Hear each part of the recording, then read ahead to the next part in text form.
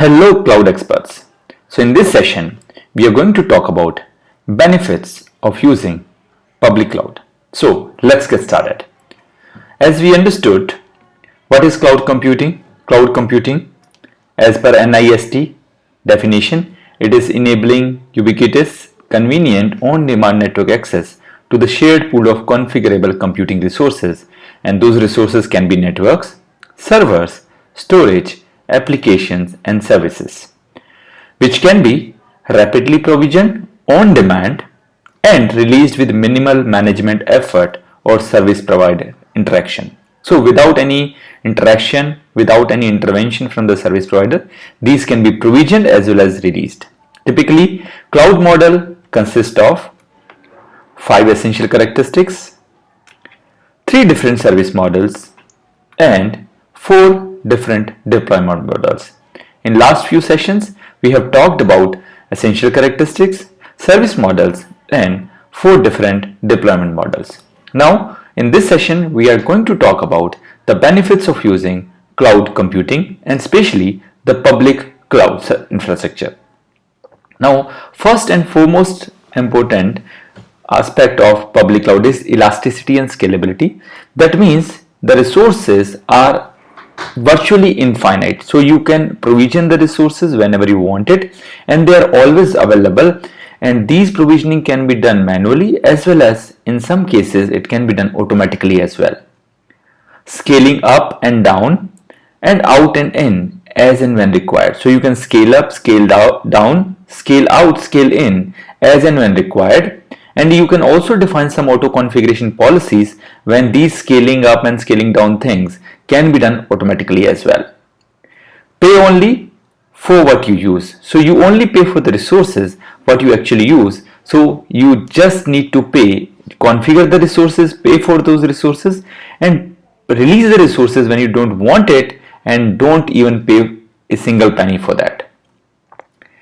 These resources are accessed from anywhere and you are sitting anywhere in the world with any computer, any laptop, any mobile phone. You can provision these resources and you can release these resources. Access from internet, web console, CLI, command line interface, APIs, SDKs. So there are n number of ways to access these resources. You can do it through internet by using some web GUIs, some CLI command line interface, some APIs and some software development kits. Real-time alerts for resource users. You can also set up some threshold where you can get the real-time alerts for the usage of your resources. Automation. You can define something called as auto scaling, load balancing and stuff like that, so your resources can be automatically managed. Real-time monitoring of resources and updation. So you can also have real-time monitoring for resources, the use of resources as well as the updation of the resources. Economics of scale. It is relevant for both the cloud provider and the end user. Cloud provider will gain out of the economics of scale. That means the millions of customers what they have, those customers are able to share the resources as and when we want. So benefit for customer, you just need to focus on business requirements, no need to focus on IT infrastructure. Minimize the cost. Your cost can be minimized because you are sharing your resources with millions of other customers for that same cloud provider. It is also you can quickly market your services and this reduces your time to market. World-class infrastructure and products and services. So because public cloud providers are serving millions of customers, they will always come up with world-class infrastructure as well as product and services, which is very difficult to deploy in your private cloud or on-prem data centers. Benefits for cloud service provider. Better resource utilization for many customers because millions of customers are using their resources are utilized in a better way. Operational efficiency, because they have lot of resources to manage, they have to bring in operational efficiency. And great pace of innovation and disruptive product and services, because they have a lot of customer and there are a lot of demands from different customers, which increases their pace of innovation and also brings in disruptive products and services. Go global in minutes. You can introduce global services in minutes. Cater to users across geographies. You can cater to users which is from one geography to another geography. Best content delivery networks for enhanced user experience, because you have global customers, right? So you can have the content delivery network which enhances your user experience and global presence. They have globally available data centers, and because they have this kind of global presence, it also gives you a possibility to have high availability for your resources and high durability. You can replicate your resources in multiple facilities, and that also assures that you have your resources are highly durable. And put together all these things, you can have a global reach by using a single click. Getting more and less, the cost is always important for running your business. So we always, as a business, we always need to balance between capex and opex. However, cloud gives you functionality to have almost zero opex, zero capex. So your capex is almost zero because you don't pay anything upfront. Yes, there is a possibility where you can have some upfront investments in cloud, private, public cloud also, but you can start with almost zero, and without having any capex, all the cost will be there in opex. And even opex will go low because you pay only for the resources what you use, not for all the resources what you want to use after 3 months or 6 months. So it is based on the utility pricing, metered pricing they call it. So you pay only for the resources what you use.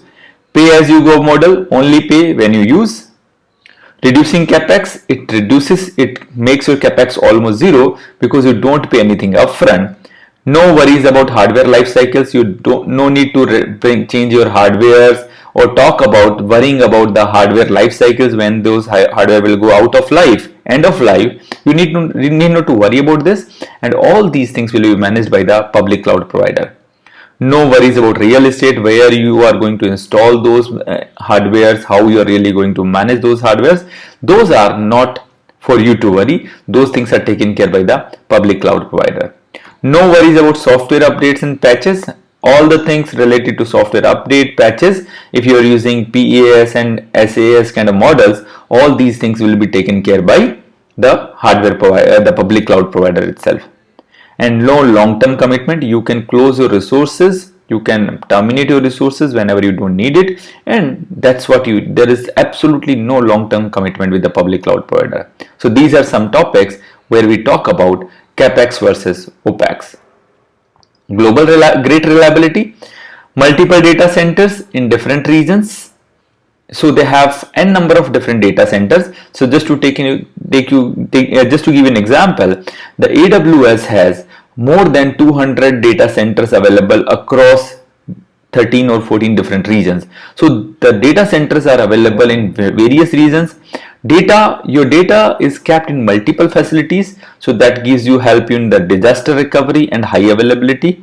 Failover mechanism, you can also define some failover mechanism where whenever one data center is not available, your workloads can be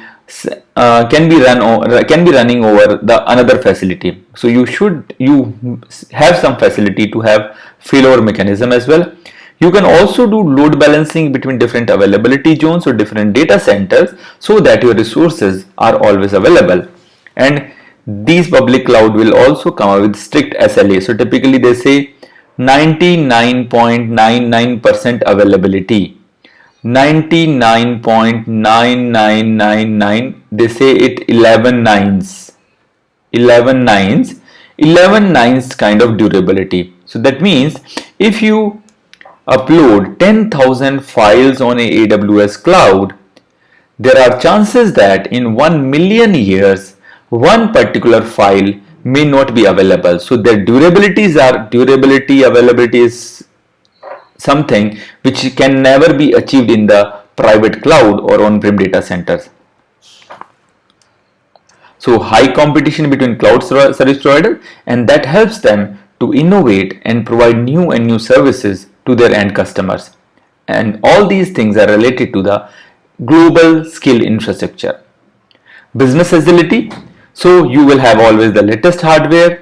You will have the latest software or latest applications, latest products and services, quick time to market, and no forecast or prediction. You need not to forecast your capacity for 1 year down the line or 6 months down the line, because you can increase it whenever you want it and do whatever you want whenever you want. So you really need not to worry about the timing.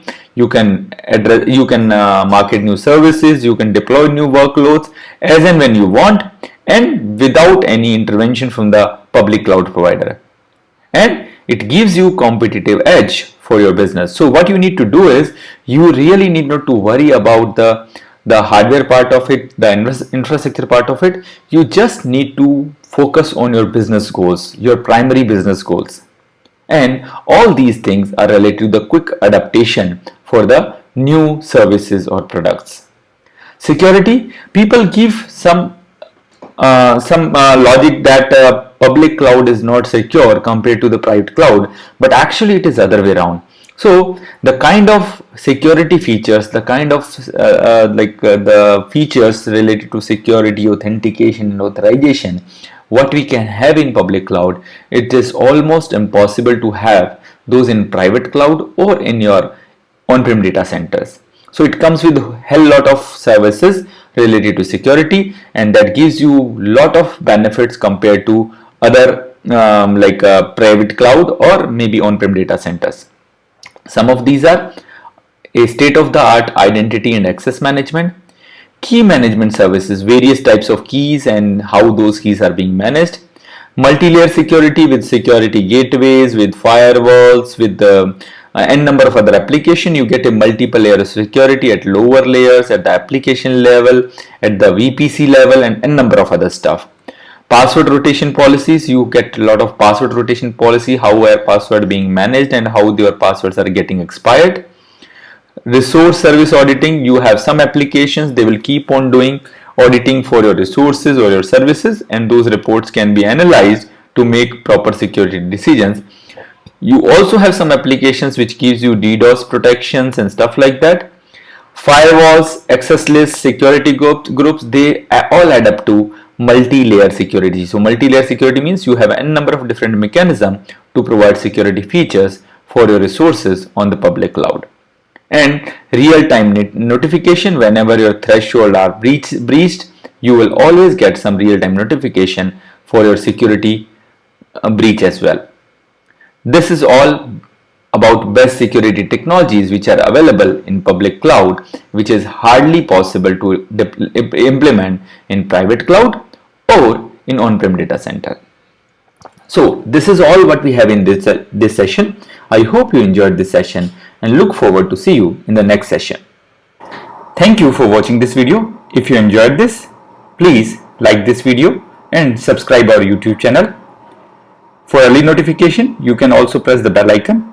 If you need any more information, please visit us at www.cloud-training.guru or email us at cloudtrainingguru101@gmail.com. Thank you very much.